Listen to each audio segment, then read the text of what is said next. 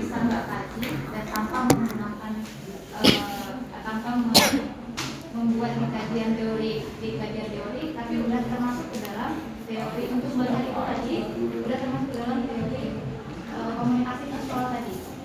Nah, kan di sini jelas kan dituliskan bahwa asumsi komunikasi itu tidak Nah, selain dari teori komunikasi sosial ini kan kajian visual merepresentasikan informasi melalui ekspresi visual. Nah, ekspresi visual di sini yang dimaksudkan berarti kan ada dari sini kaligrafi Islamnya dan termasuk dalam kaligrafi Islamnya. Jadi untuk landasan teori ini itu nggak menurut saya nggak perlu poin 1, 2 itu nggak perlu dimasukkan ke dalam teori dalam poin landasan teori. Jadi itu termasuk dalam komunikasi visual. Nah, dari pendekatan komunikasi visual ini nanti di pembahasannya baru dijelaskan apa itu karena kan di sini untuk mengulas makna falsafah ini tadi, atau bisa dibilang nggak usah lihat maknanya, tapi falsafah adat pesan syara ini tadi. Tapi kan ada tujuannya. Nah, di mana tujuan itu dilihat dengan teori komunikasi visual. Menjawab permasalahan masalahnya tadi juga.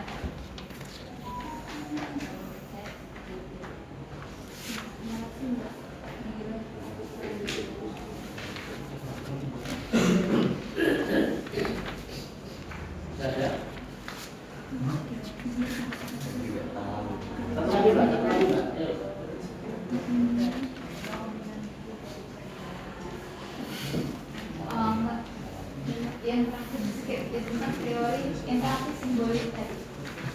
Nah, ini kan teori interaksi simbolik ini kan dia berkaitan erat dengan anggota gerak tubuh seperti penggunaan suara, vokal, gerakan.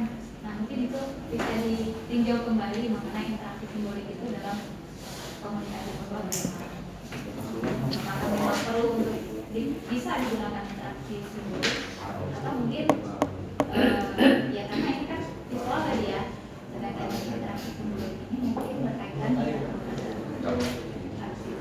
Maka dilakukan secara sadar interaksi secara simbolik.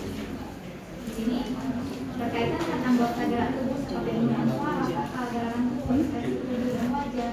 Makna semuanya itu memiliki maksud tertentu disebut dengan simbol. Nah, simbol ini apakah yang nggak maksud itu sebagai seni kaligrafi itu sendiri yang ada di dalam falsafah adat ini? Kenapa kemarin saya menentukan interaksi simbolik ini? Karena dari beberapa literatur yang saya baca bahwa seni itu terbagi atas tiga konsep utama dari bahasa. Yang pertama yaitu senimannya, yang kedua karya seninya, yang ketiga penikmat seninya. Dari kemudian karena kebetulan saya menggunakan makna falsafahnya ini, otomatis saya harus melihat lagi bagaimana interaksi simbolik dari masyarakat Minangkabau atau orang-orang, bagaimana memaknai kemudian diimplementasikan dengan interaksi sosial, kemudian melahirkan makna terkait dengan falsafah ini. Nah, itu yang kemudian saya hubungkan, apakah makna falsafah ini itu sama dengan makna falsafah yang ingin dikomunikasikan dalam karya Pak Syaiful ini. Kemudian itulah alasan saya kenapa mengangkat teori interaksi simbolik ini sebagai salah satu landasan teori saya. Mungkin untuk bimbingan lebih intensifnya terkait ini sesuai atau tidak saya belum.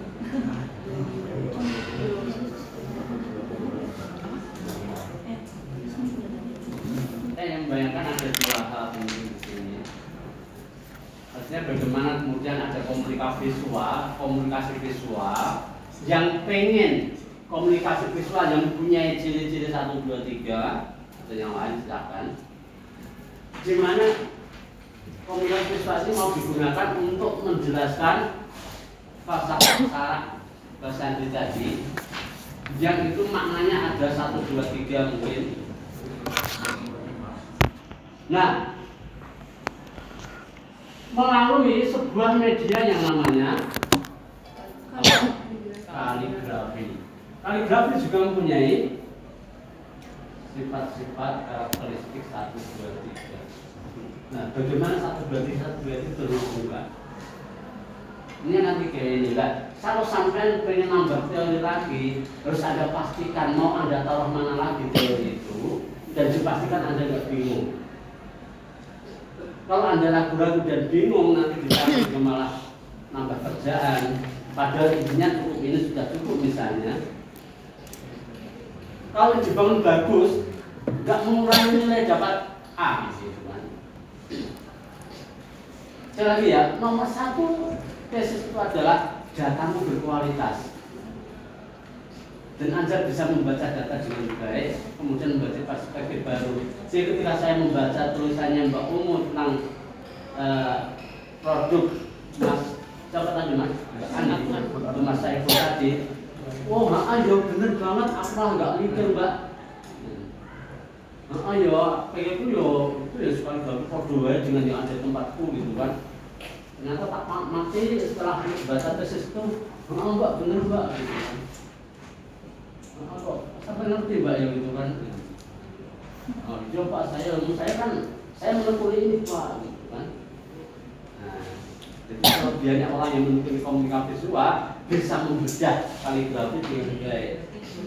Saya nggak punya teori ini, ya kaligrafi ya bagi saya kaligrafi itu gambar Mbak. Gambar yang katanya pembuatnya itu tulisan, saya suruh baca juga nggak bisa. Katanya ayat kursi, kan tak ulang mana gitu kan.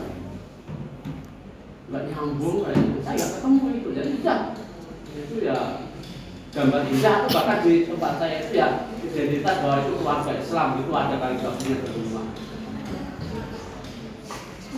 Atau bisa jadi itu jadi jimat gitu kan.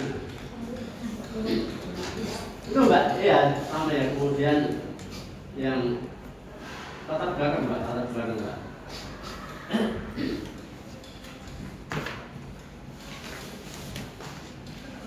Nah, di atasnya tadi latar belakang semangat ya. Banyak teman-teman seminar maupun munafalah semangat banget ngomong latar belakang, sehingga kehabisan waktu di ngomong kerangka bikin malah. Bahkan ngompong hasil penelitiannya malah habis waktunya karena habis latar belakang itu cukup 2 kalimat pentingnya. Yang dulu itu pertama hukumannya. Nah, bagi teman-teman yang sangat eman terhadap kata-kata Indonesia, tak ajari ini, Pak. Coba kamu nulis Minang ini. Buat kalimatnya, Minang adalah sebuah wilayah kecil bagian dari Indonesia yang kaya akan adat istiadatnya, kan sama-sama Indonesia loh. Itu lebih indah Mbak daripada Indonesia adalah. Kalau memang ya tadi eman banget dengan kata-kata cinta tanah air Pak maksudnya. Itu caranya gitu dibulat ya. Jadi biar Minangnya yang nonjol gitu, bukan Indonesia. Atau siapa? Saiful Anam adalah anak putra Indonesia yang berhasil mengembangkan karya seni melalui sama-sama ada Indonesia yang Mbak. Daripada Indonesia adalah kaya akan penduduk yang pintar-pintar. Pintar salah satunya adalah Saiful yang pintar kaligrafi. Dari Saiful adalah karena yang mau ditulis Saifulnya bukan ini.